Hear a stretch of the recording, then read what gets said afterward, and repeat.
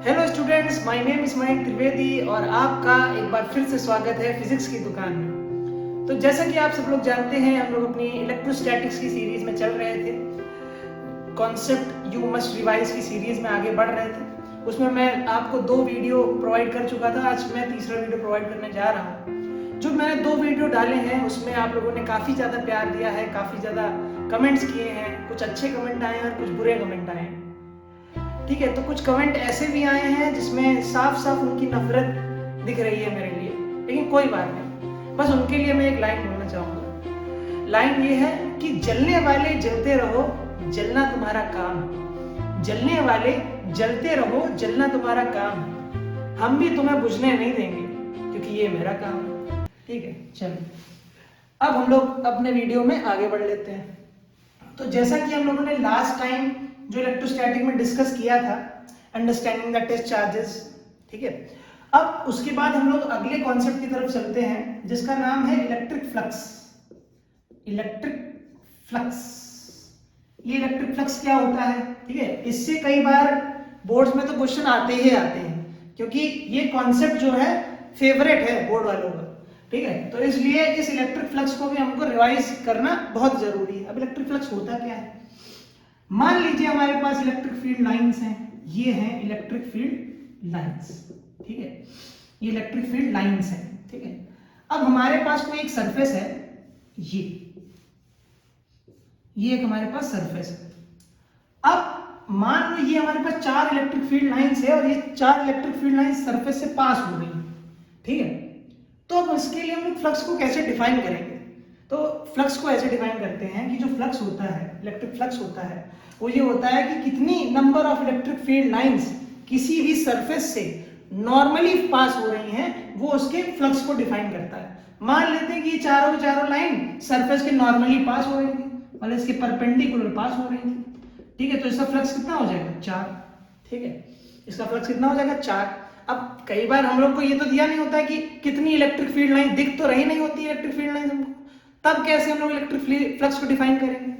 देखिए, तो फ्लक्स को सबसे पहले हम लोग फाई से डिनोट करते हैं। Phi is a Greek word, phi E लिख देते हैं क्योंकि इलेक्ट्रिक फ्लक्स की बात कर रहे हैं। जब मैग्नेटिज्म में जाएंगे तो वहां पे मैग्नेटिक फ्लक्स होता है, तो वहां पे फाई बी लिखा होता है। ठीक है, तो ये क्या होता है? E dot A vector. ठीक है, E vector dot A vector. अब यहाँ पे जो ए वेक्टर होता है इसे हम लोग कहते हैं एरिया वेक्टर। ठीक है, ये एरिया से अलग है, ये एरिया नहीं है, ये एक वेक्टर क्वांटिटी है।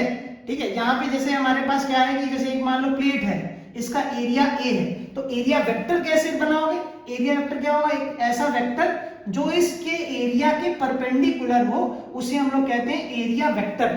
ठीक है, उसे हम लोग कहते हैं एरिया वेक्टर। तो फ्लक्स कैसे डिफाइंड है? E vector dot A vector. ठीक है, और डॉट प्रोडक्ट को हम लोग जानते कैसे बोलते हैं? ई ए कॉस थीटा।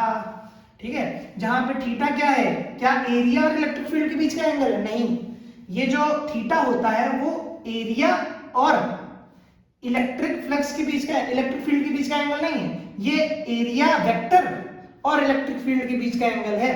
मान लो हमारे पास ये सरफेस दिया था, अब मान लीजिए हमारे पास इलेक्ट्रिक फील्ड लाइन जा रही है, ये हमारी सरफेस है, सरफेस के साथ 60 डिग्री का एंगल बना रही है। मान लो ये इलेक्ट्रिक फील्ड ई है, इसका एरिया ए है, तो क्या इसका फ्लक्स आप लोग ऐसे लिखेंगे?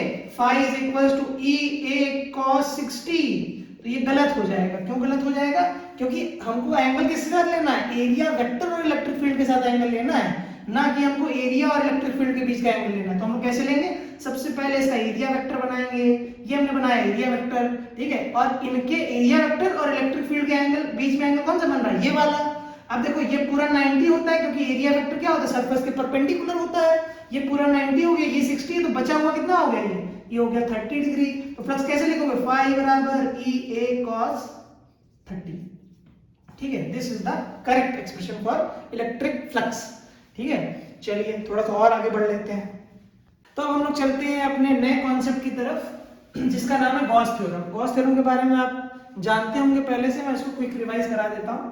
गॉस थ्योरम क्या कहती है कि किसी भी क्लोज्ड सरफेस में, किसी भी क्लोज्ड सरफेस में, ठीक है, ध्यान से सुनिएगा इसका स्टेटमेंट ही इंपॉर्टेंट है। गॉस थ्योरम क्या कहती है? किसी भी क्लोज्ड सरफेस में जो नेट फ्लक्स होता है, जो नेट फ्लक्स होता है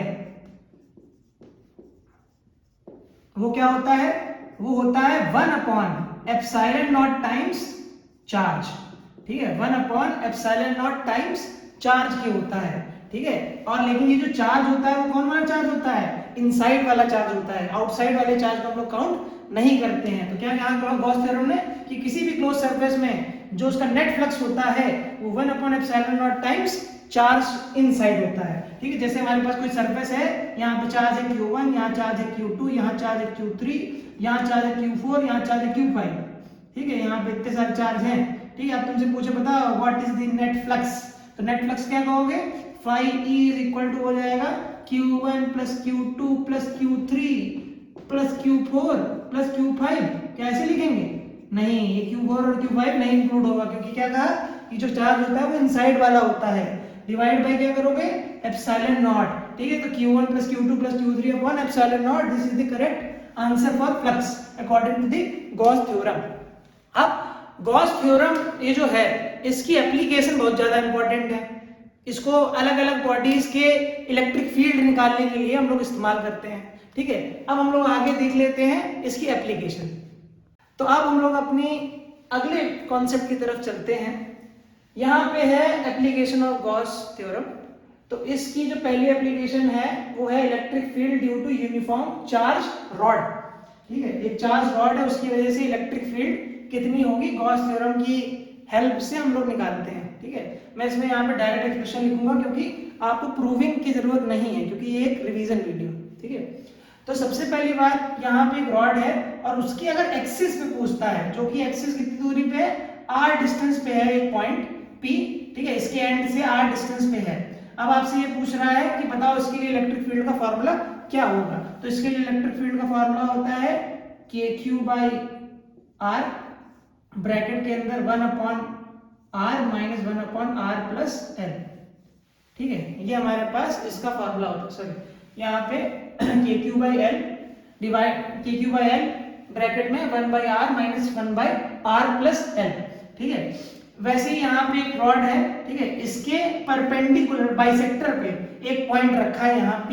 अब इसके लिए कितनी इलेक्ट्रिक फील्ड होती है, ये इसका फॉर्मूला क्या होता है, देखिए E इज इक्वल टू, इसके लिए फॉर्मूला हमारे पास होता है 2KQ divide by R under root 4r square plus l square, ठीक है। इसके लिए फॉर्मूला होता है 2KQ by R under root 4r square plus l square. Direct result से क्वेश्चन पूछे जाते हैं, डायरेक्ट फॉर्मूला से क्वेश्चन पूछे जाते हैं, तो ये फॉर्मूला काफी ज्यादा इंपॉर्टेंट है। अब अगला है हमारे पास रॉड, इनफाइनाइट रॉड है, अब की बार ये सारे इनफाइनाइट नहीं थे, अब की बार हमारे पास क्या है, इनफाइनाइट रॉड है जिसकी लीनियर चार्ज डेंसिटी लैम्डा है। तो इसके लिए क्या फॉर्मूला होता है कि कोई एक P पॉइंट रखा है जिसकी जो परपेंडिकुलर डिस्टेंस है वो r है, तो इसके लिए फॉर्मूला होता है इलेक्ट्रिक फील्ड का P पॉइंट पे, ये होता है 2k लैम्डा बाई r, ठीक है। इसके लिए फॉर्मूला होता है 2k लैम्डा बाई r, ठीक है, इनफाइनाइट रॉड के लिए। उसके बाद यहाँ पे देखिए सेमी इनफाइनाइट रॉड है, क्योंकि इस रॉड के इस एंड पे ही ये पॉइंट है, इस एंड के बिल्कुल सामने पॉइंट है, तो ये क्या है, सेमी इनफाइनाइट रॉड है। इसके लिए इलेक्ट्रिक फील्ड का फॉर्मूला होता है P पॉइंट पे, ये हो जाएगा k लैम्डा बाई r, ठीक है, इसका आधा है, ठीक है। ये हमारे कुछ बहुत ही इंपॉर्टेंट एक्सप्रेशन है जिनको आपको याद रखना है। चलिए अब हम लोग चलते हैं अगले कॉन्सेप्ट की तरफ। अब हम लोग चलते हैं अपने अगले कॉन्सेप्ट की तरफ, जो है electric field due to uniformly charge ring. जैसे कि अभी पिछले सेक्शन में हम लोगों ने क्या पढ़ा, यूनिफॉर्मली चार्ज रॉड के बारे में पढ़ा, अब हम लोग यूनिफॉर्मली चार्ज रिंग के बारे में देखते हैं। चार्ज रिंग कैसी होगी, ये मान लेते एक रिंग है, ठीक है, ये हमारी रिंग है, ठीक है, एंगेजमेंट वाली रिंग नहीं, नॉर्मल रिंग, ठीक है। चलिए, तो अब इस यूनिफॉर्मली चार्ज रिंग की वजह से अगर आपसे पूछे ये बताइए भैया कि इसके सेंटर पे कितनी इलेक्ट्रिक फील्ड होगी, इसके सेंटर पे कितनी इलेक्ट्रिक फील्ड होगी, तो आपका सीधे सीधे आंसर होगा कि इलेक्ट्रिक फील्ड सेंटर पे होगी 0, ठीक है। इलेक्ट्रिक फील्ड सेंटर पे कितनी होगी, 0। क्यों 0 होगी, क्योंकि ये जो एक रिंग है वो सिमेट्रिक है, तो जितनी इलेक्ट्रिक फील्ड ऊपर की वजह से प्रोड्यूस होगी और उतनी इलेक्ट्रिक फील्ड नीचे की वजह से प्रोड्यूस हो जाएगी, तो नेट क्या हो जाएगी, कैंसिल आउट हो जाएगी, ठीक है। तो इलेक्ट्रिक फील्ड यहाँ पे सेंटर पे क्या हो जाएगी, 0 हो जाएगी, ठीक। अब मान लेते हैं कि अगर ये जो रिंग है ये ऐसे ना बन के थोड़ी सी कहीं से बीच से टूटी होती, ठीक है। क्या होता है कि ये जो रिंग है ये बीच से थोड़ी सी कहीं से टूटी होती ऐसे, ठीक है। मान लो ये यहां से रिंग थोड़ी सी टूटी है, ठीक। अब क्या ये सेंटर पे जीरो होगा? नहीं। क्यों जीरो नहीं होगा? क्योंकि देखो इतने आधे की वजह से और इतने आधे की वजह से तो कैंसिल आउट इलेक्ट्रिक फील्ड हो जाएगी, मतलब इतना ये जो आधा पार्ट है ये वाला और इतना आधा पार्ट ये वाला, इसकी वजह से तो कैंसिल आउट हो जाएगी। लेकिन ये जो छोटा वाला पार्ट बचेगा ना, ये वाला पार्ट, इसकी वजह से तो इलेक्ट्रिक फील्ड होगी, है ना, क्योंकि इसकी वजह से जो है उसको कैंसिल आउट करने के लिए इधर कोई एलिमेंट नहीं है हमारे पास। तो क्या होगा? खाली इलेक्ट्रिक फील्ड किसकी वजह से होगी? इसकी वजह से होगी। अब मान लेते हैं कि ये जो गड्ढा है उसकी विड्थ है W, ठीक है। ये जो गड्ढा है उसकी विड्थ है W, ठीक है। तो क्या होगा अगर हम तुमसे पूछें कि इस वाला ये वाला जो हिस्सा है इसमें कितना चार्ज है। मान लेते हैं कि अगर पूरे में चार्ज Q है, अब तुमसे पूछ रहा है कि इसमें कितना चार्ज है ये बताना है, तो हम लोग कैसे बताएंगे? तो देखो जो पूरी रिंग है, पूरी रिंग मतलब 2 पाई r, अगर रिंग की रेडियस r है तो 2 पाई r में जो चार्ज है वो कितना है? Q है। 2 पाई r डिस्टेंस पे चार्ज कितना है? Q है। लेकिन अगर 1 यूनिट डिस्टेंस पे पूछे तो कितना होगा? Q अपॉन 2 पाई r। अब इसकी विड्थ है कितनी? W, ठीक है। इसकी विड्थ है W, तो W के लिए कितना चार्ज लगेगा? Q अपॉन 2 पाई r इंटू W, ठीक है। ये हमारा आ गया चार्ज, ठीक है। इस हिस्से में चार्ज कितना है? Q इंटू W अपॉन 2 पाई r, ठीक है। जब ये हमारा चार्ज आ गया तो सीधे सीधे हम लोग क्या लगा देंगे formula, E is equal to KQ by R square, ठीक है। तो K, Q की वैल्यू ये रख दी, ठीक है, QW अपॉन 2 पाई R इंटू R स्क्वायर, ठीक है। तो ये हमारा आंसर हो जाएगा। इस पॉइंट पे जो इलेक्ट्रिक फील्ड होगी वो इतनी होगी, ठीक है। अब चलिए थोड़ा सा इसी से रिलेटेड और कॉन्सेप्ट आगे देख लेते हैं। तो अब हमारे अभी हम लोगों ने रिंग के बारे में पढ़ा, सेंटर पे पढ़ा, ठीक है। अब क्या देख रहे हैं कि हमारे पास एक यूनिफॉर्मली चार्ज रिंग है। अब हम लोग उसकी एक्सिस पे निकालेंगे कि कितनी इलेक्ट्रिक फील्ड होती है। इसकी प्रूविंग है, इसमें आपको एलिमेंट लेना पड़ेगा ऊपर और नीचे, ठीक है। उसके बाद यहाँ पे इलेक्ट्रिक फील्ड निकालना पड़ेगा, एंगल के जरिए इसके कंपोनेंट लेने पड़ेंगे, उसके बाद नेट इलेक्ट्रिक फील्ड निकलती है, ठीक है। इसका मैं डायरेक्ट आपको फॉर्मूला बता रहा हूँ, इसमें कितनी इलेक्ट्रिक फील्ड होगी। EP इज इक्वल टू होगा KQX divide by x square plus r square की power 3/2। This is the formula for electric field at the axis of uniformly charged ring, ठीक है। जहां पे x क्या है? इसके सेंटर से इस पॉइंट की जो दूरी है, और r क्या है? इसकी रेडियस है, ठीक है। यहाँ पे ये सारी चीजें रख के आप लोग निकाल सकते हैं, ठीक है। अब इससे थोड़ा सा सिमेट्रिक चीज पढ़ते हैं। जैसे मान लेते ये एक यूनिफॉर्मली चार्ज रिंग थी, ठीक है, और इसके सेंटर की अगर बात करोगे तो इसके सेंटर पे क्या है? नेट इलेक्ट्रिक फील्ड 0 है। तो कोई भी ऐसा पॉलीगन अगर हमारे पास है, ये तो रिंग है, अगर हमारे पास कोई ऐसा पॉलीगन है, मान लेते हैं एक पेंटागन है, ठीक है, ये एक पेंटागन है, ठीक है। यहाँ पे एक चार्ज रखा है Q, यहाँ पे एक चार्ज रखा है Q, यहाँ चार्ज रखा है Q, यहाँ रखा है चार्ज Q, और यहाँ रखा है चार्ज Q, ठीक है। अब अगर हम लोग इसके सेंटर पे निकालें तो सेंटर पे क्या होगा? सेंटर पे क्या होगा? इन दोनों की वजह से इधर और इधर, ठीक है, और इसकी वजह से जो होगा वो नेट ऊपर होगा, ठीक है। तो यहाँ पे क्या हो जाएगा कि जो नेट इलेक्ट्रिक फील्ड होगी ना सबकी वजह से, तो यहाँ पे इसके सेंटर पे क्या हो जाएगा? वो 0 आ जाएगी, ठीक है। तो अगर हम लोग इसको भी एक प्लेन पे रख दें, जैसे ये रिंग है, रिंग एक प्लेन पे रखी है, वैसे इसको अगर हम लोग एक प्लेन पे रख दें और इसकी एक्सिस पे निकालें तो हम लोग इसके लिए भी ये वाला फॉर्मूला इस्तेमाल कर सकते हैं। जैसे मान लो एक यहाँ पे हमने पेपर लिया, ठीक है, इस पे हमने एक पेंटागन रखा, ठीक है, जिसके सारे कॉर्नर्स पे चार्ज Q है, ठीक है। अब आपसे पूछ रहा है कि इसके बताओ इसके एक्सिस पे कितना होगा, ठीक है, इसके एक्सिस पे कितना होगा, ठीक है। तो अगर इलेक्ट्रिक फील्ड का फॉर्मूला आप डायरेक्टली अप्लाई कर देंगे, K इंटू 5Q, ठीक है, चार्जेस कितने? 1 2 3 4 5, तो 5Q into x divide by x square plus जो भी इसकी लेंथ होगी, ठीक है, जो इसकी लंबाई होगी, ठीक है, वो हम लोग यहाँ पे रख देंगे, ठीक है, r स्क्वायर की जगह, ठीक है, 3/2, ठीक है। तो ये हम लोग इसके लिए फॉर्मूला इस्तेमाल कर सकते हैं। जरूरी नहीं कि पेंटागन हो, हेक्सागन भी हो सकता है, बस सिमेट्रिक होना चाहिए, ठीक है। तो इसके लिए भी ये फॉर्मूला हम लोग इस्तेमाल कर सकते हैं। अब हम लोग चलते हैं आगे। अब देखिए, अब जो हमने अभी आपको कॉन्सेप्ट बताया उससे हमारे पास एक जेईई एडवांस में क्वेश्चन आया था। क्या क्वेश्चन आया था? हमारे पास एक स्क्वायर प्लेट थी, ठीक है, हमारे पास एक स्क्वायर प्लेट थी Q1 Q1 Q1 Q1, हर कॉर्नर पे उसके चार्ज था Q1 Q1 Q1, ठीक। अब कह रहा था इसके जो सेंटर से एक एक्सिस है ये, जो कि x डिस्टेंस पे है मान लेते हैं, ठीक है, प्रॉपर वैल्यू नहीं पता है, यहाँ पे x डिस्टेंस कुछ दी थी, ठीक है, 4-5 सेंटीमीटर कुछ दी थी। अब यहाँ पे कह रहा है कि ये x डिस्टेंस दी है इस पॉइंट P पे। अब हमको इलेक्ट्रिक फील्ड बतानी है, तो हम लोग वही वाला कॉन्सेप्ट इस्तेमाल करेंगे, एक्सिस वाला।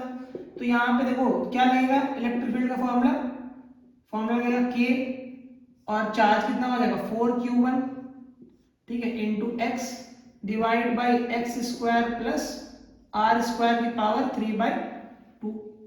अब क्वेश्चन आपसे ये पूछा था, आपसे इलेक्ट्रिक फील्ड निकालने को नहीं कहा था, आपसे कहा था कि ये बताओ कि मास कितना होगा, ठीक है, ये जो प्लेट है, ठीक है, उसका मास कितना होगा, ठीक है, ये हमसे पूछा है, ठीक है। और ये जो प्लेट है ये हॉरिजॉन्टली ऐसे नहीं रखी थी, ये प्लेट कैसे रखी थी, वर्टिकली रखी थी ऐसे, ठीक है, ये हमारी प्लेट रखी ये ऐसे, ठीक है, ये हमारा Q1 है, ये हमारा Q2 है, ठीक है, ये सॉरी Q1 है, ये भी Q1 है, ये भी Q1 है, ये भी Q1 है, ठीक है। यहाँ पे कहीं पूछ रहा था इलेक्ट्रिक फील्ड, तो अब एक चीज देखिए, यहाँ पे ये जो पॉइंट है ना, ये मान लेते हैं एक मास है m, ठीक है, इसी की वैल्यू हमको बतानी है। अब यहाँ पे क्या हुआ, इन सारे चार्जेस की वजह से इलेक्ट्रिक फील्ड लग रही है, और इलेक्ट्रिक फील्ड की वैल्यू हमने कितनी निकाली ये, ठीक है, इसको हम लोग क्या करेंगे, Q से मल्टीप्लाई कर देंगे। मान लेते हैं यहाँ पे एक चार्ज दिया था Q, ठीक है, स्मॉल Q2 दिया था, ठीक है। अब हमसे पूछ रहा है कि क्या कहते हैं, यहाँ पे बताओ इसका मास कितना है, तो मान लेते हैं ये इसका चार्ज Q2 दिया है और इसका मास m दिया है, ठीक है, तो इसके मास को हम लोग कैसे निकाल सकते हैं, अगर हम लोग इस पॉइंट पे फोर्स की बात करें तो फोर्स बराबर हो जाएगा Q2 इंटू E, ठीक है। अब ये किसको बैलेंस कर रहा होगा, ये बैलेंस कर रहा होगा mg को, तो हम लोग डायरेक्टली क्या करेंगे, डायरेक्टली हम लोग करेंगे कि ये जो mg है इसको बराबर कर देंगे Q2 इंटू E के, ठीक है, तो Q2 और E की वैल्यू कितनी आई थी, K into 4Q1 into x divide by x square plus r square की पावर 3/2, ठीक है। और यहाँ से हम लोग मास की वैल्यू निकाल लेंगे, ठीक है, जी को नीचे भेज के, ठीक है। तो ये जेईई एडवांस में आया हुआ क्वेश्चन है, बिल्कुल कॉन्सेप्ट वही है। ये कॉन्सेप्ट आपको नहीं पता होगा तो आप घंटे पर सोचेंगे और कई सारे इंटीग्रेशन लगाने के बाद आपका ये आंसर आएगा, ठीक है। लेकिन अगर आपको तरीका पता है तो आप डायरेक्टली ये बता सकते हैं। अब थोड़ा सा हम लोग इसके वेरिएशन को देख लेते हैं। अभी हम लोगों ने ये जो चार्ज रिंग था ना, ये जो हमने चार्ज रिंग ली है, ठीक है, ये पॉइंट हमने लिया था P, ठीक है, ये डिस्टेंस हमने ली थी x। तो अगर हम लोग इसको पास ले जाएं या दूर ले जाएं तो कैसे इलेक्ट्रिक फील्ड में वेरिएशन होता है उसको एक बार हम लोग देख लेते हैं, ठीक है। तो अगर हम लोग ग्राफ बनाएं इलेक्ट्रिक फील्ड और डिस्टेंस का, ये मान लीजिए हमने रखा इलेक्ट्रिक फील्ड और ये हमने रखा डिस्टेंस, ठीक है, x। अब इनके बीच में ग्राफ बनाया, अब इनके बीच में ग्राफ बनाया तो क्या होगा, पहले इसको अगर ये यहाँ पे रखा था तो इसका मैग्नीट्यूड हमने निकाल ही लिया था।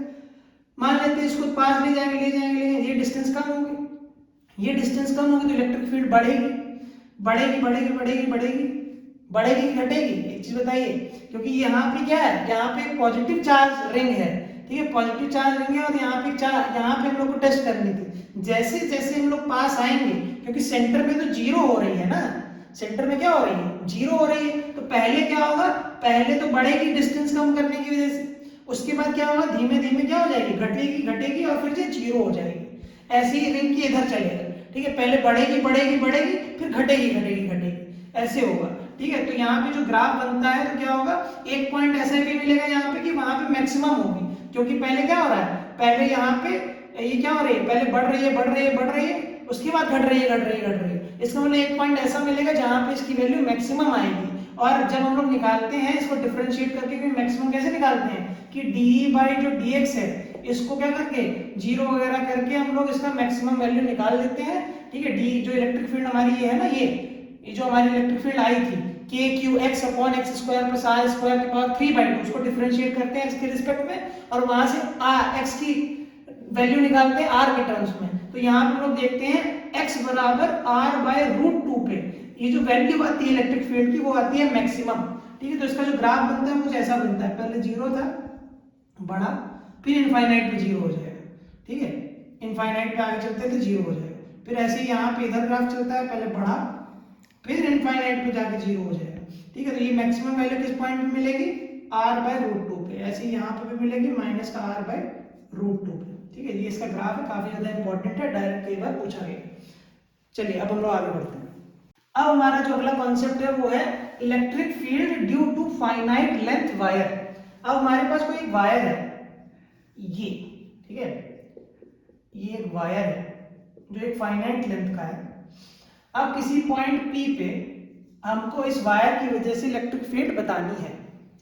अब क्या करेंगे, मान लेते हैं कि इस वाले हिस्से से, इस वाले एंड से जो इस पॉइंट पे जो एंगल बन रहा है, ठीक है, परपेंडिकुलर एक्सिस के साथ, वो बन रहा है θ1 मान लो। ठीक है, और इस वाले एंड के साथ जो एंगल बन रहा है वो बन रहा है, मान लेते हैं θ2। अब आपसे पूछ रहा है कि इस पॉइंट P पे इलेक्ट्रिक फील्ड कितनी होगी। तो इलेक्ट्रिक फील्ड को जो जब हम लोग डिराइव करते हैं तो उसमें दोनों डायरेक्शन के लिए इलेक्ट्रिक फील्ड आती है। एक तो आती है हॉरिजॉन्टल डायरेक्शन में और एक आती है वर्टिकल डायरेक्शन में। ठीक है, तो जो हॉरिजॉन्टल डायरेक्शन में उसको EX से रिप्रेजेंट करते हैं, वर्टिकल डायरेक्शन में उसको हम लोग EY से रिप्रेजेंट करते हैं। ठीक है, तो अगर हम लोग मैग्नीट्यूड निकालते हैं, जब डिराइव करते हैं तो वो कितना आता है, वो हमारा आता है k λ/r ब्रैकेट के अंदर cos θ2 माइनस cos θ1। ठीक है, और EY वाई डायरेक्शन में कितनी इलेक्ट्रिक फील्ड आती है, k λ/r sin θ1, ठीक है, माइनस sin θ2 माइनस sin θ1। ठीक है, ये हमारे पास इलेक्ट्रिक फील्ड x डायरेक्शन में और इलेक्ट्रिक फील्ड y डायरेक्शन में आती है। ठीक है, ये होता है। ठीक, बस यहाँ पे क्या होता है कि ये जो लिखा है ना sin θ2 माइनस sin θ1, यहाँ पे sin θ1 प्लस sin θ2 होता है, माइनस की जगह यहाँ पे प्लस होता है। यहाँ पे जैसे cos θ2 माइनस cos θ1 होता है, यहाँ पे sin θ2 प्लस sin θ1 होता है। ठीक है, ये हम लोग इलेक्ट्रिक फील्ड इससे निकाल लेते हैं। कई बार क्या होता है कि ये जो पॉइंट हमको दिया है, ये पॉइंट हमको दिया है, तो इसके बीच में कहीं आ गया, कई बार पॉइंट इधर कहीं दिया होता है। ठीक है, तब क्या करते हैं, तब हम लोग मान लेते हैं परपेंडिकुलर डिस्टेंस बनाते हैं यहाँ से। ठीक है, फिर क्या करते हैं, इस वाले एंड से एंगल देखते हैं ये, और इस वाले एंड से एंगल देखते हैं। ठीक है, इस वाले एंड से एंगल देखते हैं। ठीक है, एक तो इस वाले एंड से एंगल देखते हैं इस तरफ, और इस वाले एंड से एंगल देखते हैं इस तरफ। ठीक है, ये मान लो θ1 है और ये वाला θ2 है। तो इसके लिए बस सीधे सीधे फॉर्मूले में क्या चेंज आता है, जहां जहां यहाँ माइनस लिखा है यहाँ पे प्लस हो जाता है, और बाकी सब चीजें वही रहती हैं, यहाँ पे साइन चेंज हो जाते हैं। ठीक है, यहाँ पे माइनस की जगह आ जाता है, प्लस आ जाता है जब कोई पॉइंट थोड़ा सा इधर हो, क्योंकि यहाँ पे जो एंगल लेते हैं ना, ये थोड़ा सा एंटी क्लॉकवाइज की जगह क्लॉकवाइज, जैसे ये दोनों एंगल अपोजिट होने चाहिए, अपोजिट लेना चाहिए, लेकिन यहाँ पे इस केस में क्या होता है, दोनों सेम तरफ हो जाते हैं, इस वजह से क्या होता है, वहां पे साइन चेंज हो जाता है। ठीक है, तो ऐसे हम लोग उसको करेंगे। अब हम लोग थोड़ा सा आगे पढ़ लेते हैं, डिस्क के बारे में पढ़ लेते हैं। अब जैसे हमारे पास एक डिस्क है, ठीक है, अब हमारे पास क्या है, disc, charge disc, uniformly charge disc. ठीक है, ये हमारे पास यूनिफॉर्मली चार्ज डिस्क है। ठीक है, सॉरी, इसमें हमारा क्या है, यूनिफॉर्मली चार्ज डिस्क है।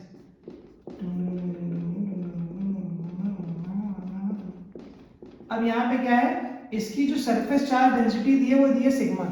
ठीक है, इसकी सरफेस चार्ज डेंसिटी कितनी दी है, सिग्मा।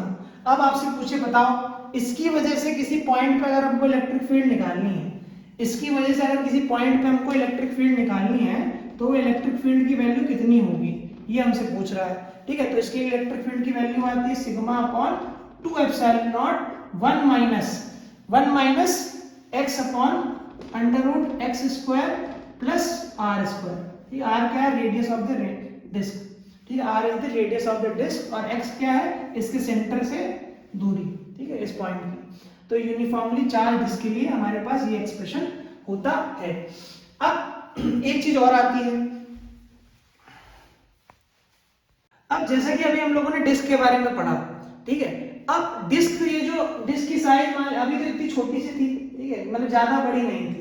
अब मान लो डिस्क बहुत ज्यादा बड़ी हो जाती है, ठीक है, डिस्क जो है वो काफी ज्यादा क्या हो जाती है, बड़ी हो जाती है, तब क्या होगा, तब इसके लिए अगर हम लोग यहाँ पे पूछेंगे, है ना, इस पॉइंट पर अगर इलेक्ट्रिक फील्ड पूछेंगे तो ये सीधे सीधी होगी, E is equal to sigma upon 2 epsilon naught. ठीक है, अगर ये जो डिस्क है वो काफी ज्यादा बड़ी है तो उसके लिए सीधे सीधे फॉर्मूला है इलेक्ट्रिक फील्ड का, E is equal to sigma upon 2 epsilon naught. ये जो फॉर्मूले हैं काफी ज्यादा इंपॉर्टेंट है, आपको याद रखने हैं। ठीक है, अब हम लोग थोड़ा सा और आगे देखते हैं। मान लेते हैं कि हमारे पास एक मेटल शीट है, ठीक है, इनफाइनाइट मेटल शीट। ठीक है, क्या है, एक इनफाइनाइट मेटल की शीट है जिसमें चार्ज है खूब सारा। ठीक है, इनफाइनाइट मेटल की शीट है जिसमें चार्ज है खूब सारा।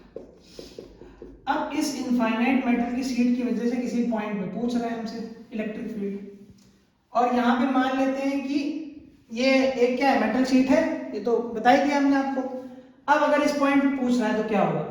अब एक चीज सोचिए, अगर ये मेटल है तो सारा का सारा चार्ज इसकी सरफेस पे आ जाएगा, इसकी आगे वाली सरफेस पे और इसकी पीछे वाली सरफेस पे। ठीक है, इसकी आगे वाली सरफेस पे और इसकी पीछे वाली सरफेस पे। तो अगर हम लोग आगे वाले सरफेस के लिए देखें तो ये क्या बन गया, ये एक डिस्क वाला केस बन गया, बहुत बड़ी सी डिस्क है। ठीक है, उसके लिए क्या फॉर्मूला था, E sigma upon 2 epsilon not. वैसे ही यहाँ पे क्या है कि आगे वाले की सरफेस की वजह से और पीछे वाले सरफेस की वजह से, दोनों की वजह से ये होगी। तो क्या होगा, तो इन दोनों सरफेसेस की वजह से क्या हो जाएगा, यहाँ पे इलेक्ट्रिक फील्ड ये हो जाएगा sigma upon 2 epsilon not plus sigma upon 2 epsilon naught. ठीक है, ये हो जाएगा नेट इलेक्ट्रिक फील्ड। तो इसका मतलब क्या हो गया, इन दोनों को ऐड करो तो सिग्मा अपॉन एप्सिलॉन नॉट आ जाएगी यहाँ पे इलेक्ट्रिक फील्ड। ठीक है, एक केस और आता है, अगर हमारे पास एक हेमिस्फीयर है, ठीक है, चार्ज्ड हेमिस्फीयर। ठीक है, ये हमारे पास हेमिस्फीयर है। अब इसके लिए पूछ रहा है किसी पॉइंट पे P पे, अब बताओ कितना होगा। तो इसके लिए भी सीधे सीधे क्या है आंसर, इसका आंसर होता है EP इज इक्वल्स टू होता है सिग्मा अपॉन 4 एप्सिलॉन नॉट। ये हमारे पास आंसर होता है। और यहाँ पे एक इंपॉर्टेंट बात क्या ध्यान रखनी है, यहाँ पे जो इलेक्ट्रिक फील्ड होती है वो यूनिफॉर्म होती है। तो इसके लिए अगर हम लोग कभी भी फ्लक्स निकालना चाहेंगे तो सीधे सीधे E इंटू एस करके निकाल लेंगे। ठीक है, E इंटू एस करके इसका फ्लक्स निकाल लेंगे। एस क्या है, सरफेस एरिया। ठीक है, ये वाला सरफेस एरिया। ठीक है, तो ये है हमारा आज का वीडियो खत्म हुआ। ठीक है, अब हम लोग क्या पढ़ेंगे, अगले वीडियो में हम लोग और थोड़े से अच्छे अच्छे कॉन्सेप्ट सीखेंगे और पढ़ेंगे। ठीक है, और बने रहिए हमारे साथ, और लाइक, सब्सक्राइब और शेयर करते रहिए अगर आपको ये पसंद आता है तो। Thank you so much.